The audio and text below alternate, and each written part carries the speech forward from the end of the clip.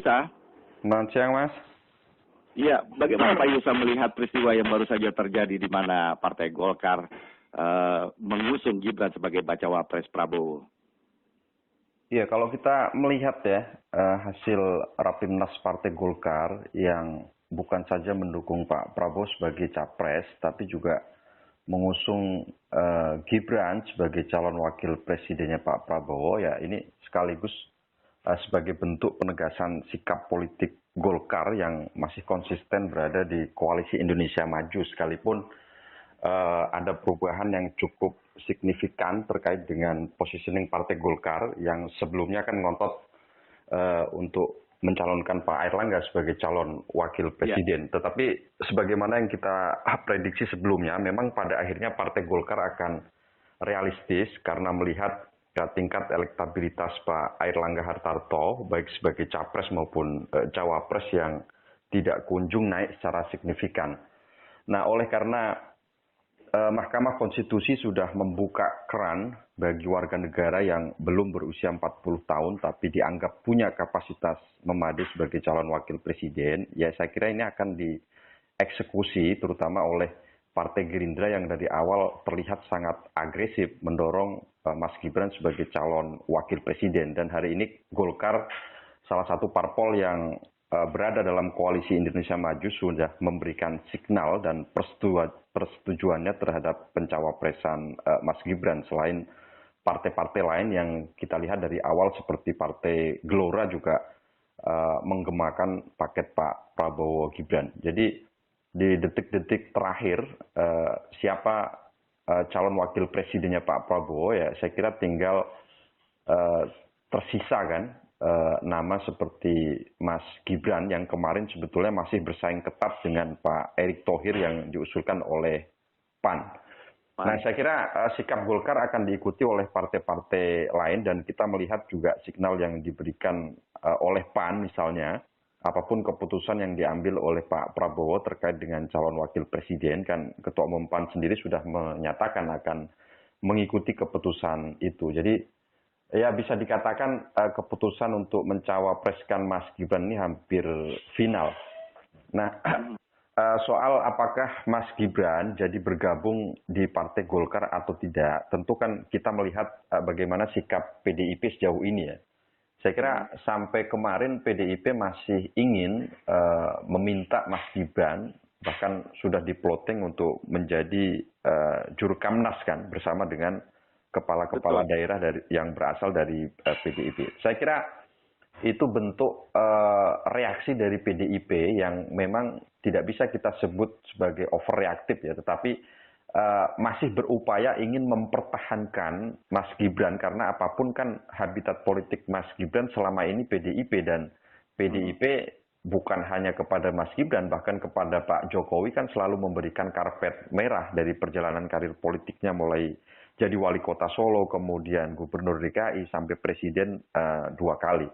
Nah, tetapi saya kira kalaupun Mas Gibran nanti diambil sebagai cawapresnya Pak Prabowo, ya tentu ini akan menimbulkan problem terkait dengan aturan internal PDIP misalnya, selain soal etika politik kan. Jadi agak aneh kalau kemudian di satu sisi PDIP sudah bulat mencapreskan kadernya Pak Ganjar, tetapi di sisi lain ada kadernya yang diambil sebagai cawapres oleh poros koalisi yang lain. Nah, tentu ini yang memaksa PDIP untuk mengambil sikap seperti apa ke depan, tetapi memang ya beberapa kemungkinan bisa saja terjadi. Misalnya katakanlah PDIP mengambil langkah politik yang cukup ekstrim, misalnya memecat Mas Gibran, ataupun bahkan mungkin Pak Jokowi sekalian misalnya karena dianggap Balelo tidak mau mendukung Pak Ganjar misalnya, ya kemungkinan-kemungkinan itu tetap ada. Tetapi saya kira memang Gibran sendiri ketika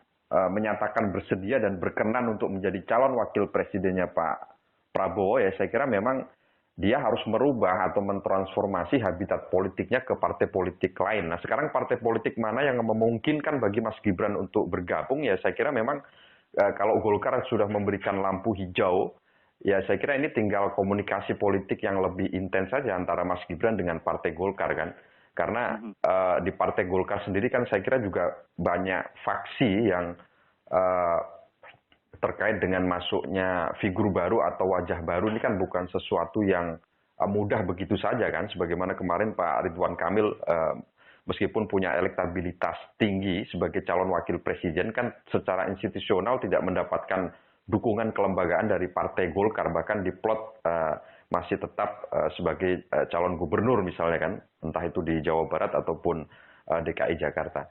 Nah, saya kira mesti ada peran Presiden Jokowi dan hari ini kan Presiden sudah tiba di tanah air dan saya kira ini berpacu dengan waktu. Apakah ada restu dari Pak Jokowi terkait dengan wacana masuknya Mas Gibran ke Partai Golkar atau tidak? Karena yang paling dibutuhkan Mas Gibran sekarang ketika berpindah baju politiknya ke warna kuning ke Partai Golkar kan tentu adalah bagaimana Partai Golkar bisa menggaransi bukan hanya soal Pilpres sekarang, tetapi juga masa depan terkait dengan karir politik Gibran ke depan, karena dalam posisinya sebagai anak presiden yang tentu kalau masuk ke Partai Golkar, saya kira itu pilihan yang cukup rasional, mengingat Partai Golkar adalah partai besar kan. Soal pintu masuknya yang kemarin sempat muncul wacana dari AMPI misalnya, ya saya kira itu bagian dari skenario lah atau strategi bagaimana supaya Gibran bisa merangsek masuk ke Partai Golkar kan. Nah kalau itu dilakukan katakanlah misalnya sebelum pengumuman resmi calon wakil presiden, ya dengan kata lain Golkar pada akhirnya memang mengambil positioning sebagai calon wakil presiden kan. Sebagai bentuk konversi atas pencawapresan Pak Airlangga yang menemui jalan buntu karena tingkat elektabilitasnya tidak kunjung naik. Saya kira pada titik itu Golkar cukup cerdik melihat momentum dan peluang, tetapi saya kira sekali lagi tinggal bagaimana komunikasi politik yang intens berikut andil dari Pak Presiden Jokowi, karena Pak Jokowi juga saya kira akan butuh penegasan ulang terkait dengan bagaimana masa depan politik Mas Gibran kalau seandainya jadi bergabung dengan Partai Golkar.